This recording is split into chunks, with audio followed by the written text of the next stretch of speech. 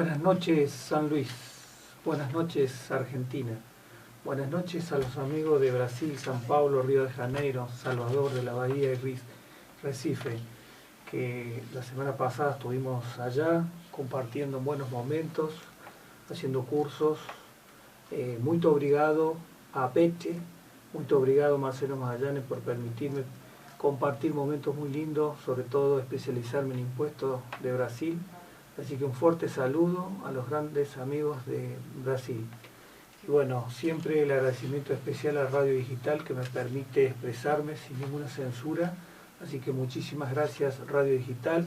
Un fuerte saludo a la audiencia y siempre mi lugar en el mundo es San Luis. Así que más que vaya a Brasil, el lugar del mundo es aquí, San Luis.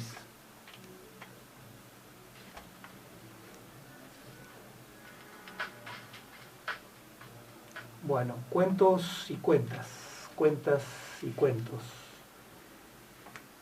Cuida tus pensamientos porque se convertirán en tus palabras. Cuida tus palabras porque se convertirán en tus actos. Cuida tus actos porque se convertirán en tus hábitos. Cuida tus hábitos porque se convertirán en tu destino. Mahatma Gandhi.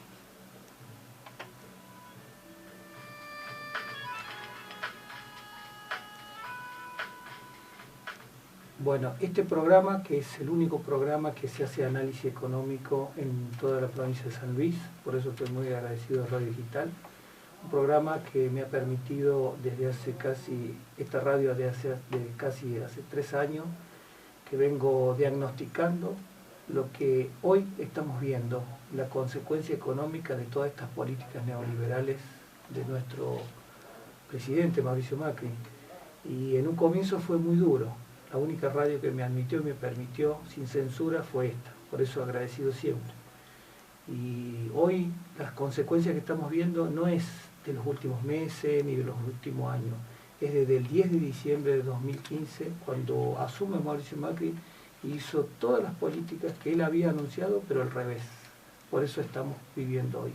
Y anoche, lamentablemente, una ley de las peores leyes que se pueden dictar en un país, una ley de emergencia alimentaria. Y eso es triste. Una unanimidad de diputados y senadores que votaron esta ley. Pero no nos olvidemos que hace 1 año o 2 votaron la mayoría de esos diputados y la mayoría de esos senadores la ley del tarifazo. Y también esa mayoría votaron el reconocimiento de una deuda que hoy casi nos llega al 90% de nuestro PBI y que no sabemos dónde está, pero sí la fuga de capital es permanente. Por eso, en este primer bloque tenemos la frase de un filósofo chino, Confucio, que la escribió hace más de 2000 años y dijo: todo pueblo que no conoce su historia está condenado a repetirla. Por eso, en este primer bloque, como lo venimos haciendo ya en todos los programas, vamos a hablar de nuestra historia. ¿Por qué repetimos historia? ¿Por qué repetimos las mismas políticas? ¿Por qué aceptamos que nos humillen en un país tan rico como el nuestro? Por eso nunca lo han podido fundir. Un país en el cual se hace una mala distribución desde que nació. Desde 1810 hasta ahora, en la mayoría de los gobiernos han sido gobiernos que han hecho una redistribución de todo un pueblo hacia un grupo selecto. Y hoy tuve la oportunidad de viajar al exterior y tuve la oportunidad de estar en Buenos Aires y veo siempre esa gran diferencia, que todo lo mejor está en Buenos Aires. Si vos querés un buen hospital, está en Buenos Aires. Si vos querés una buena universidad, está en Buenos Aires. Vos querés lo mejor del país, los subtes, el transporte, todo está en Buenos Aires. Y es así que se ha desarrollado nuestro país desde los inicios. Por eso hago hincapié en la historia.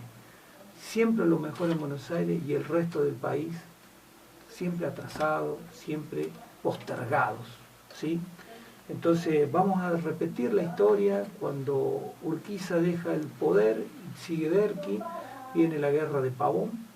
La guerra de Pavón es donde se marca realmente que a todos los políticos que vinieron después, todos los presidentes, les interesaba solo el poder económico. Por eso remarcamos la parte tanto política como económica, pero siempre fueron de la mano. Siempre estuvimos con un solo objetivo. Si bien a partir de 1853 se dicta la Constitución y se marca que tenemos un sistema republicano democrático, donde se elige donde están los tres poderes, un poder ejecutivo, un poder legislativo y un poder judicial, pero fue en los papeles, porque siempre el poder ejecutivo ha marcado un dominio sobre los otros poderes, y lo hemos ido viendo a lo largo de la historia. No es tan solo en algunas épocas, sino en la mayoría de los años que hemos nacido, desde 1810 hasta ahora, más o menos 150 años, hemos tenido gobiernos donde han centralizado todos los poderes, ejecutivo, legislativo y judicial.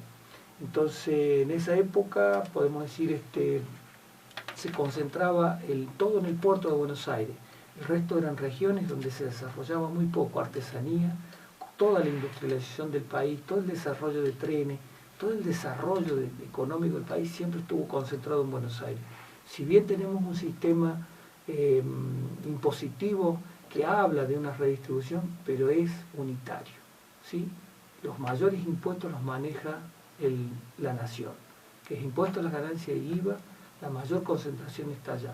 A diferencia que estuve hablando allá en Brasil, el sistema en Brasil es un poco más democrático que el de acá. Los estados tienen parte del IVA y tienen parte de ganancia, y las otras partes se distribuyen en la Unión o el gobierno nacional y en los municipios. Es decir, que cada estado tiene una cierta autonomía mucho mayor que las que tienen nuestras provincias.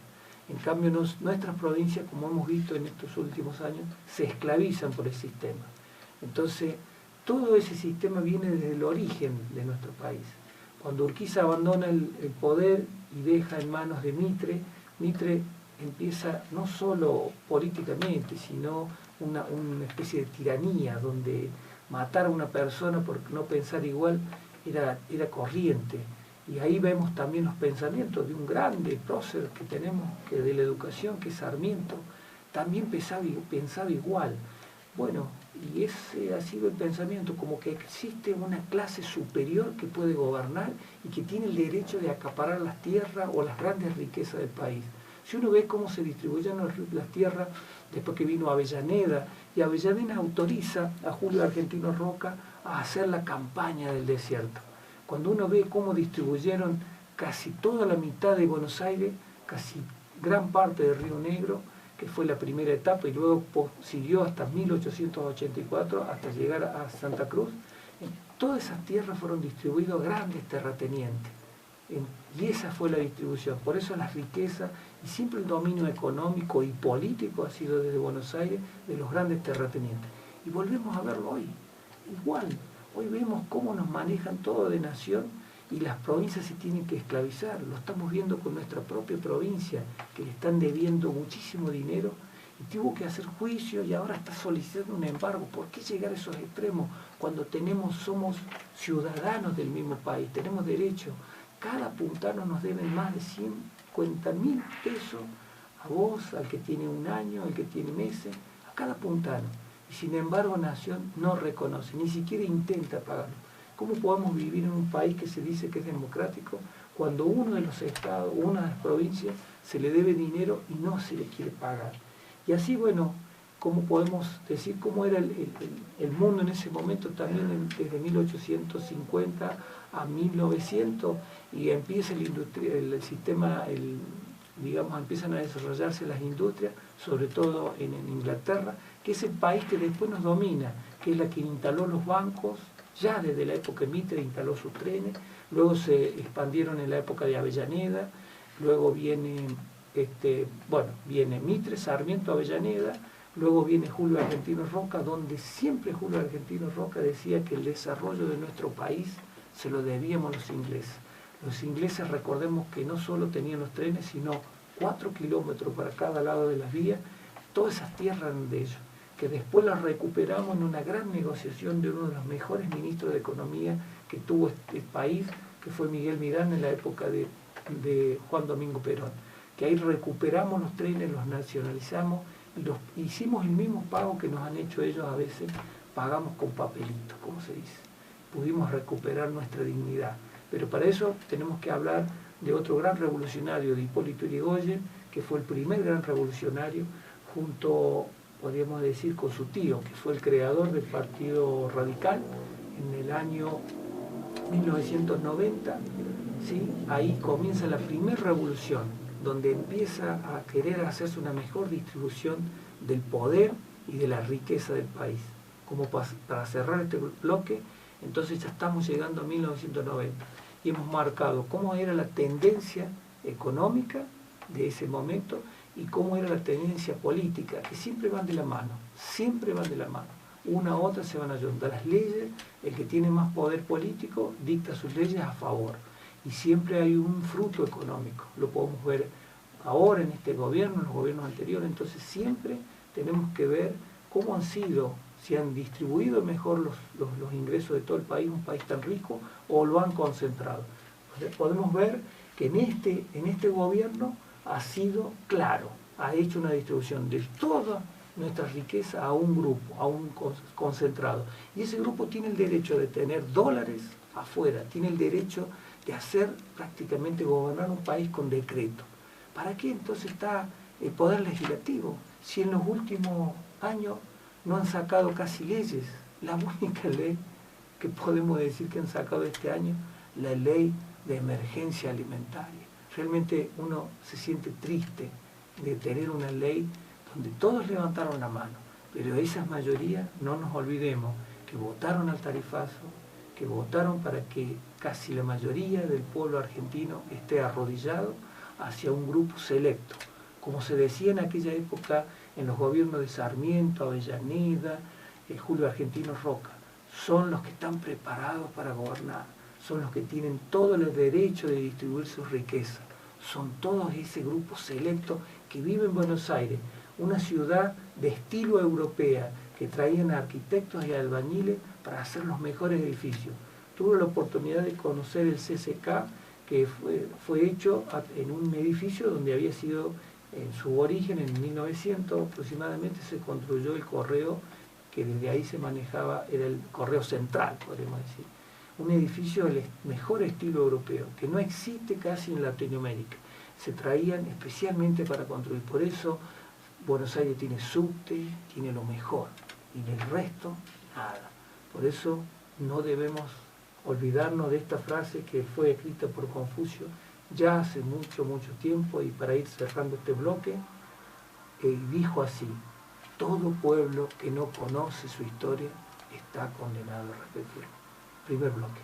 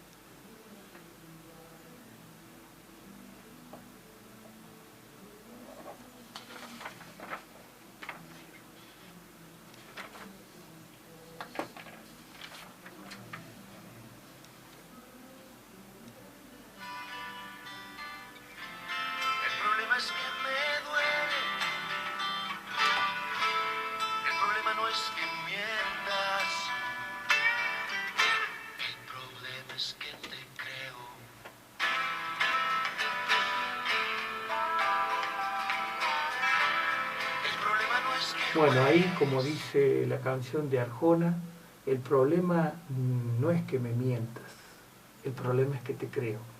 Hace muy poco nuestro presidente dijo que tomaban unas medidas revolucionarias, que habíamos hecho entre los 4 años un proceso de gran cambio, que iba a congelar las naftas, pero dentro de minutos aumenta la nafta, Darío. Así que si no cargamos nafta, ya estamos con el aumento.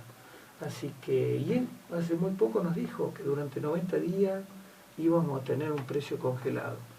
Realmente vamos a aclarar por qué esa mentira, porque es una mentira y hay que aclararla, así como venimos hablando en esta radio hace mucho tiempo, Y no vemos que algunos sectores traen economistas ahora de Buenos Aires para que nos expliquen qué pasó con el neoliberalismo. Y le pagan muy bien a esa gente que viene de afuera. Y nosotros aquí en la radio digital, único programa de análisis económico, lo decimos gratuitamente de hace 3 años. El modelo neoliberal de nuestro presidente Mauricio Macri nos ha llevado a esta situación. Y todo lo que dijo desde el 10 de diciembre del 2015 fueron provenças en vano, porque su plan económico es el que se repite después de Martínez de Oz y Videla, desde el año 76 al 83, que fue un plan que vino a destruir la industria argentina. Recordemos el gran ejemplo que siempre pongo, el rastrojero argentino, que por una orden de Videla se cerró una fábrica propia, de una marca propia. Y así lo hicieron como lo hizo Aramburu, como lo hizo con la Cianditela, con los tractores Pampa. Todo destruyeron, siempre los gobiernos neoliberales o oligárquicos fueron siempre a favor de un grupo selecto.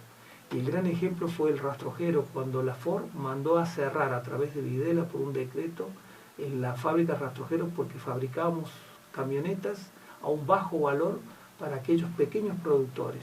Entonces la Ford, como no vendía bien, nos mandó cerrar. Y ahora, en este gobierno, al abrir las importaciones, ¿cuántas fábricas cerraron? Todas las automotrices hoy están paradas, están paralizadas por la apertura de la importación, por sacar los derechos de exportación, por haber sacado las retenciones de donde el Estado en los gobiernos anteriores tenía los dólares genuinos. Recordemos que el gobierno anterior hacía una redistribución de esas retenciones con el Fondo Solidario de la Soja. Cada municipio recibía una cantidad de esos fondos que servían para hacer cordones, mejorar las calles, y ocupaban mano de obra de ese pueblo, de esos pequeños lugares donde a veces no hay tanto trabajo. Entonces esa gente tiene que irse a las grandes ciudades, pero con esa redistribución del ingreso, los pobladores de cada lugar se quedaban trabajando, tenían trabajo, podían quedarse y recibían ese dinero. Y nuestro presidente lo sacó en forma autoritaria, cuando yo hace 3 años dije que nuestro presidente gobernaba económicamente, aclaro, no le falta el respeto, económicamente gobernaba con decreto. Y lo podemos ver hace muy poco que iniciaron juicios todas las provincias, porque él prometió darle bonos, prometió bajar el IVA, y a consecuencia de sacarle coparticipación a las provincias. Y las provincias, por ejemplo, todas las provincias fueron afectadas. Acá nuestro gobernador explicó nuestra ministra de Economía explicó muy claramente cuánto va a dejar de recibir en estos próximos meses nuestra provincia. Por eso ahí reacciona inmediatamente nuestra provincia para ver cómo está la situación de cada uno de los sectores. Hoy se están aplicando políticas para poder ver que cada sector se están haciendo reuniones y se está hablando con cada uno del sector para ver cuál es la situación, para ver cuáles son las medidas con los recursos que tiene la provincia para ser más eficiente. Y eso hay que valorar. Mientras otras provincias, como lo estamos viendo por televisión, la provincia de Chubut, que ya tiene problemas para pagar los sueldos, una provincia que está totalmente, podríamos decir, sin fondo. También tiene consecuencias La Rioja, Catamarca, muchas provincias están en situaciones así, porque le han sacado los recursos, muchas pymes, muchas fábricas han cerrado y hoy no pueden pagar sueldos porque no hay ingreso, no hay actividad, la producción cayó, todas las automotrices están paradas, eso es sinónimo que la industria en general se paró. ¿Y quiénes son los sectores que más gente ocupa? En la industria. Y este presidente, al abrir la importación y con aumentar la gran estafa que hemos hablado y lo hemos explicado muchas veces, la energía. Y bueno, para aclarar bien por qué va a seguir subiendo la nafta, es bien claro. Al comienzo, en los primeros 6 meses, nuestros presidentes ya votaron un tarifazo. Ese tarifazo empezaron a dolarizar de alguna manera la energía, empezaron a exportar energía a Chile, empezaron a exportar energía a Uruguay y al sur de Brasil. Y disolvieron la empresa Enarsa, que era la que colocaba los precios en el gobierno anterior, que fue creada en el 2004. Recordemos que se nacionaliza YPF en el año 2012, que fue por ley, y ahí empezó a fijar precio de la nafta. ¿Qué hacía YPF? Ponía un precio, vamos a suponer, 40 pesos, y se le exigía a todas las otras petroleras que el precio de la nafta en la Argentina era 40 pesos. Por ejemplo, Shell o ESO o alguna otra de las grandes distribuidoras de combustible decían no podemos, porque los costos nos dan, presentaban todos los requisitos, o sea, todo el estudio de sus costos, por qué no podían venderla a 40 y decían que la podían vender a 42 o a 43. Entonces, esa diferencia se le hacía un subsidio y de esa manera se mantenía el precio a 40. Es por eso que la nafta no se aumentaba en la forma que se aumentaba. Hoy está dolarizada, cada vez que se aumenta el dólar o cada vez que Shell compró, gracias a nuestro presidente, por decreto, por eso sigo insistiendo que nuestro presidente gobernó económicamente nuestro país como un rey, porque con un decreto en el año diciembre del 2017, le vendió a Shell el 25% de las acciones de YPF para que tuviera el control sobre YPF, y hoy la que pone los precios es no solo Shell, sino todas las multinacionales. Y YPF hoy está entregando todo su petróleo a estas grandes corporaciones para que lo vendan al exterior, y por eso que está dolarizada nuestro combustible, nuestro petróleo. Y es simple, todo lo que él prometa, todo lo que él diga, no se va a congelar. Y recordemos que todas las mercaderías en nuestro país se transportan con camiones, necesitan gasoil, y si se mueve el combustible, se mueve el precio de todas las mercaderías. Y todas esas dádivas que él nos dio con respecto a reducir el IVA del pan, el IVA de algunos alimentos, son dádivas, porque eso se lo termina disolviendo, termina fumándose. ¿Por qué? Porque no le llega a vos mamá, a vos papá, no te llega ese descuento. Entonces vos cada vez pagas más y tu salario, lamentablemente, ningún gobierno provincial o ninguna empresa puede pagar porque han caído el consumo. Y recordad que hemos hablado que un país, para que esté en desarrollo, las 5 variables que hemos hablado, que es la demanda agregada, que es el consumo, inversión, gasto del gobierno, exportación e importación, si todos están en equilibrio, un país se cae como el nuestro. Y un país que se cae tiene que sacar una ley vergonzosa. En el país de la carne, en el país de las vacas, estamos sacando una ley de emergencia alimentaria. ¿Cómo era eso, señor presidente, señor Mauricio Macri? ¿Cómo era? No era que usted nos iba a llevar a la pobreza cero, que eliminar la inflación era de un día para otro. Hoy se estima que la inflación va a sobrepasar el 70-80%. Entonces, por las leyes económicas, no es inflación, es hiperinflación. Y una hiperinflación, lamentablemente, tienen que sacar esta ley. Por eso estoy seguro que es una hiperinflación sin tener bien los números analizados hasta fin de año. Y eso es lo que va a seguir pasando, van a seguir subiendo los precios, ¿sí? Y ustedes me preguntarán, ¿y qué va a pasar de ahora en más? ¿Qué va a pasar de ahora en más? Yo creo que esto es una calma, que está totalmente asegurado un dólar hasta el 27 de octubre, y después lo van a liberar. La fuga de capitales es enorme, ahí es donde se van nuestras riquezas, en la fuga de capitales. Todos los dólares de la Argentina se van, por eso el dólar sube, y no va a ser, ya está marcado, que todo este gobierno, Macri y sus 40 asesores, no van a mejorar este país, porque ellos tienen todos los dólares afuera, ellos tienen todas sus inversiones en dólares, y no le importa a vos mamá, a vos papá, que cobras en pesos, que no te ajustan todos los meses tu salario. Entonces pagamos todos, los 40 millones de habitantes, o un poquito más, y el resto, muy poquito, pongámosle 1 millón, son los que se llevan las riquezas de este país. Por eso, de corazón, señor presidente, le dedico esta canción que dice de corazón lo siguiente: muchísimas gracias, y los volvemos a ver el jueves que viene. Para usted, señor Mauricio Macri, de corazón, con mi humildad, para usted.